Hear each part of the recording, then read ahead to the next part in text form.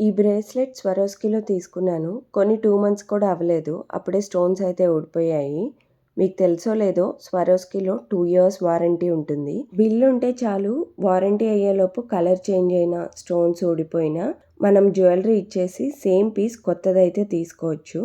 కానీ నాకేమైందంటే బిల్ ఉంది కానీ వాళ్ళ స్టోర్‌లో నేనిచ్చిన ఫోన్ నెంబర్‌కి ఈ బ్రేస్లెట్ డీటెయిల్స్ అయితే ఇన్ఫర్మేషన్ లేదని చెప్పారు. అదేంటి నాకున్న ఫోన్ నెంబర్ ఇదొక్కటే, ఇదే ఇస్తాను. దీనికన్నా ముందు 2 చైన్స్ తీసుకున్నాను. ఇదే ఫోన్ నెంబర్ ఇచ్చానని అన్నాను. ఆ 2 చైన్స్ డీటెయిల్స్ అయితే ఉన్నాయంట కానీ ఈ బ్రేస్లెట్ ఇన్ఫర్మేషన్ మటుకు లేదన్నారు.